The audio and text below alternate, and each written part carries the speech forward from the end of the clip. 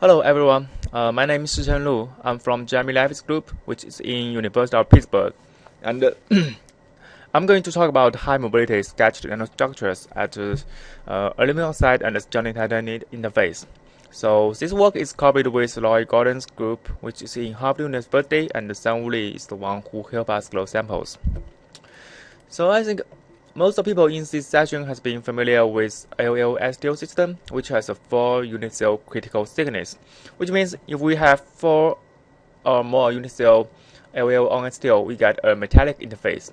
But if we grow less AOL on STO, we get an insulating interface.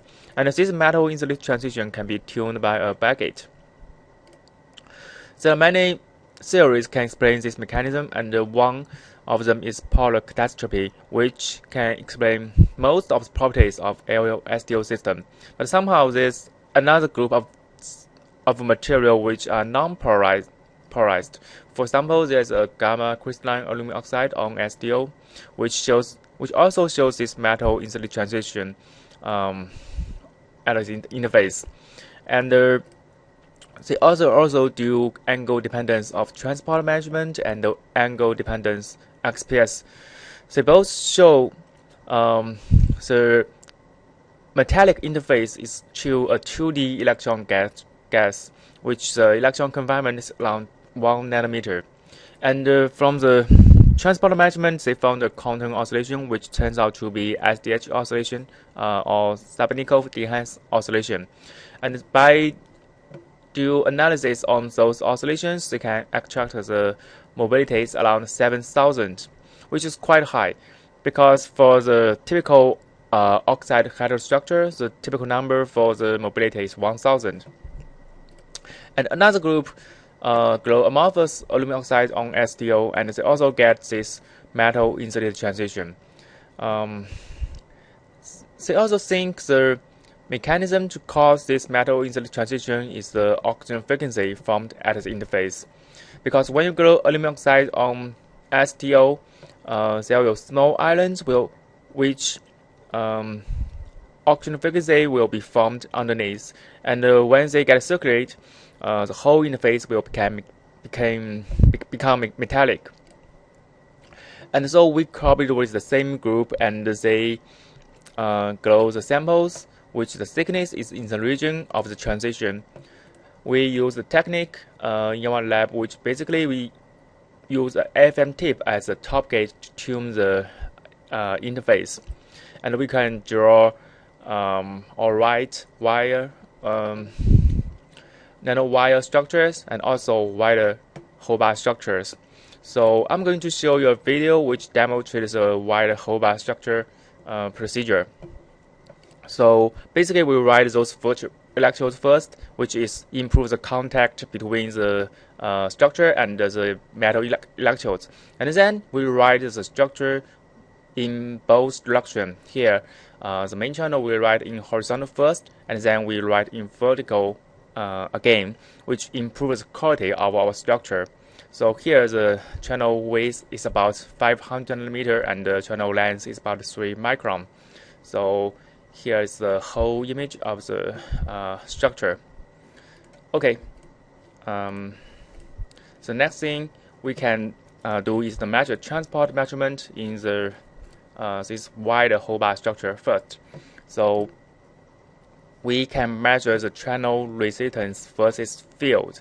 We found this linear dependence of magnetic resistance, but that's not important thing. The point is we get this quantum oscillation in our structure also, which shows up here. And also we can measure the whole resistance. Basically, we found a linear dependence.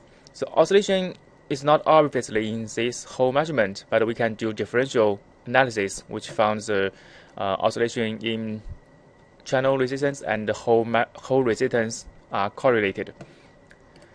Then we can do linear fitting and extract the carrier density is about 510 to the 13, and the mobility number. I'm going to talk about this later. So we can do some analysis on those quantum oscillations first. So by doing the measurement on the different backgate and subtract the magnetoresistance background, we can do Fourier transform also oscillation and found the period doesn't change much, and from the period we can calculate the carrier density around 1.3 10 to 12. And from the temperature dependence data, we can do LK formula calculation, which is the standard way to analyze the Stepnikov-Dehance oscillation. So I'm going to skip the detail of this analysis, and at last we can extract the mobility is around 2.5 10 to the 3. So we have two kinds of analysis. One is whole measurement analysis, and one is Stepnikov-Dehance oscillation analysis. So the mobility for both analyses are in the same region, but the carrier density are far. So carrier density for whole measurement is is much larger than the carrier density in SDH oscillation analysis. Even we consider the 6-fold degeneracy in STO, which 3 comes from valley degeneracy and 2 comes from spin 1/2. So we multiply this number by 6. It's still smaller, much smaller than the 4.9 10 to the 13. So there might be some intercept band occupancy which do not contribute to the SDH oscillation, but this theory still needs to be proved by more experiments. Okay, then we try to do measurement in our nanowire structure because we want to improve the mobility performance. Because we already have a paper which talk about the mobility enhancement of the nanowire. So here we shows the solid bulk shows the bulk structure, which means the width and length is almost the same, and the nanostructure shows here, which has the much longer length, typically several micron, and smaller width, so 10 nanometer. And we found the nanowire mobility is 1 order larger than the bulk structure. So we do this kind of measurement in our nanowire structure too. So we do whole resistance measurement and also the channel resistance measurement. We can extract the mobility and the carrier density. So the mobility actually goes from 200 at room temperature to 3000 and at 20 K.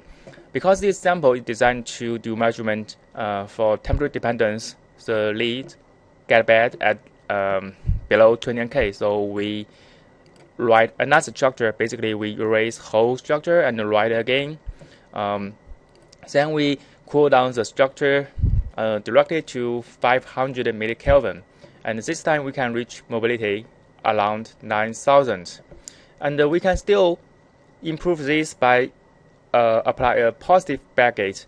Basically, we change the distribution of the 2D electron gas. It's not a 2D because it has a 3D distribution along the axis. So we change this distribution and get high mobility by applying 10-volt backgate. The number is 100,000. So as I said before, the typical number for the mobility in oxide structure is around 1,000. So 100,000 is quite large mobility. Okay, here's the summary for today's talk. So first thing, we found 2D electron gas can be found at non-porous material interface. And we found very high mobility in our structure. First proof is the Stepnikov-Dehance oscillation in our 2D structure. And by decrease the nanowire width down to 10 nanometer, we can get 100,000 mobility. Of course, at a low temperature. Okay, so that's my talk, and thanks for your attention.